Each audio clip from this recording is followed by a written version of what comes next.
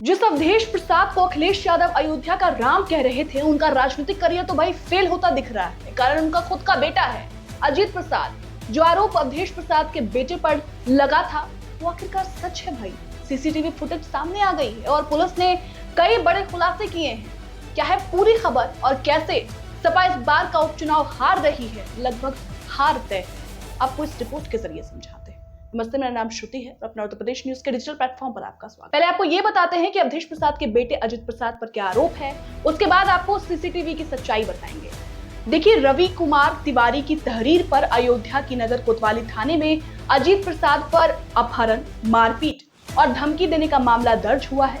रवि तिवारी की तहरीर पर पुलिस ने एफआईआर में अजित प्रसाद के साथ ही राजू यादव, श्रीकांत राय और 10 से 15 अज्ञात लोगों को नामजद किया है।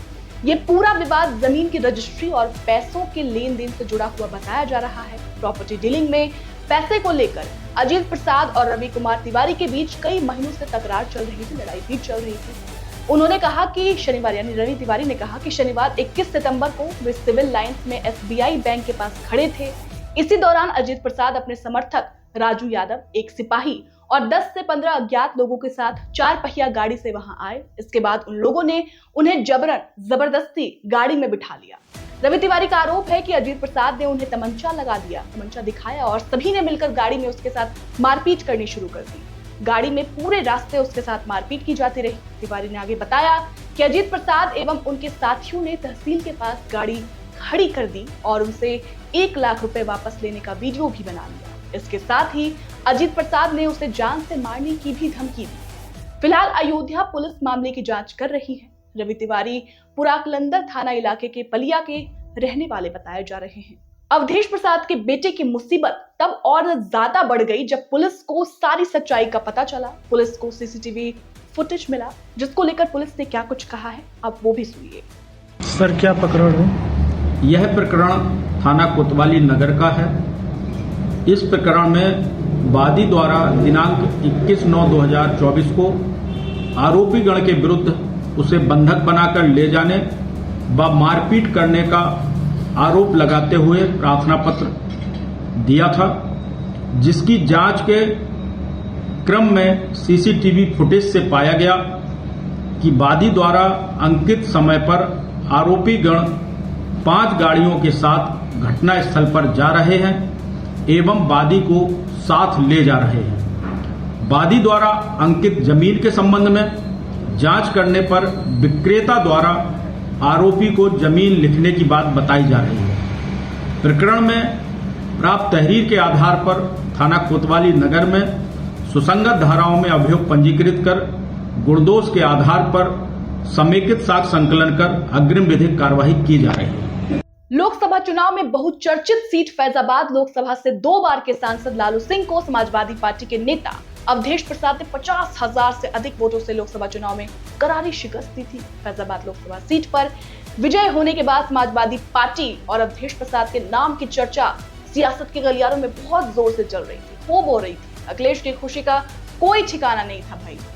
यूपी विधानसभा के सत्र में चौड़े होकर जिस तरीके से अखिलेश यादव कह रहे थे कि अयोध्या के राम तो अवधेश प्रसाद हैं, लेकिन अब क्या हुआ?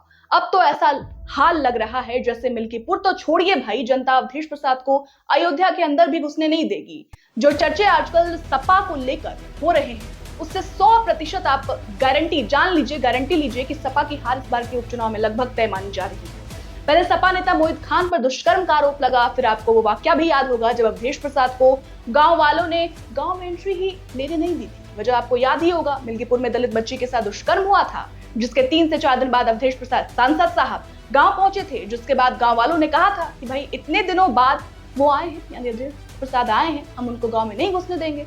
जिसके बाद अवधेश प्रसाद को गाँव से दबे पांव भागना पड़ा था, वो भी अंधेरी रात में। वो वायरल वीडियो भी आपको याद होगा। बहरहाल अवधेश प्रसाद मिल्कीपुर विधानसभा से 2022 के चुनाव में विधायक चुने गए थे। अवधेश प्रसाद के सांसद चुने जाने के बाद मिल्कीपुर विधानसभा की सीट पर उपचुनाव होना है इस बार। एक बार फिर से अवधेश प्रसाद के विधानसभा क्षेत्र मिल्कीपुर से उनके बेटे अजित प्रसाद को टिकट दिया जाना है, लेकिन उससे पहले ही ऐसा खेल सांसद जी के बेटे ने खेला है कि अब अखिलेश भी क्या करेंगे, सीट बचाएं, सम्मान बचाएं, पार्टी के अंदर जो खलबली है वो बचाएं, पार्टी बचाएं। देखिए, और सपा की मुश्किलें जो हैं वो लगातार बढ़ती जा रही हैं। आप देख रहे हैं जो खबरें सामने आ रही है उससे उपचुनाव में इस बार सपा को, हालांकि आप जानते हैं कि 10 सीटों पर जो उपचुनाव होने हैं उसमें से 5 सीट ऐसी है जिस पर समाजवादी पार्टी का कब्जा है, लेकिन इस बार का उपचुनाव बेहद खास होने वाला है। और ये जो लड़ाई इस बार होने वाली है, राजनीतिक लड़ाई बीजेपी और समाजवादी पार्टी की, वो एकदम दिलचस्प है। वो इसलिए क्योंकि जिस तरीके से सपा से जुड़ी खबरें आ रही हैं, जिस तरीके से सपा के नेताओं पर आरोप प्रत्यारोप लग रहे हैं, जिस तरीके से दुष्कर्म का आरोप लग रहा है, जिस तरीके से सपा के नेताओं के घर से नाबालिग बच्ची का शव मिल रहा है, जिस तरीके से जाली नोटों के आरोप में सपा के नेता फंसते जा रहे हैं, और जिस तरीके से सपा के सांसद के बेटे पर मारपीट का आरोप लग रहा है, किडनैपिंग का आरोप लग रहा है, अगवा करने का आरोप लग रहा है, उससे कहीं ना कहीं ये सवाल खड़े हो रहे हैं और सवाल भी जायज है। और सवाल ये है कि इस बार के उपचुनाव में समाजवादी पार्टी का आखिर क्या होगा। समाजवादी पार्टी के मुखिया अखिलेश यादव जो बार बार राजनीतिक एंगल में यादव एंगल को जोड़ते हैं, इस बार शायद उनका ये राजनीतिक प्रोपेगेंडा शायद इस बार लोगों को समझ आ गया है और इस बार ये चलने वाला कतई नहीं है। फिलहाल इस पूरी रिपोर्ट पर आपकी क्या राय है, और जिस तरीके से समाजवादी पार्टी लगातार फंसती जा रही है, जिस तरीके से समाजवादी पार्टी पर बड़े बड़े आरोप लग रहे हैं, बड़े प्रश्न चिन्ह खड़े हो रहे हैं, उसको लेकर आप क्या कहेंगे हमें कमेंट सेक्शन में जरूर बताइएगा। बहुत बहुत शुक्रिया।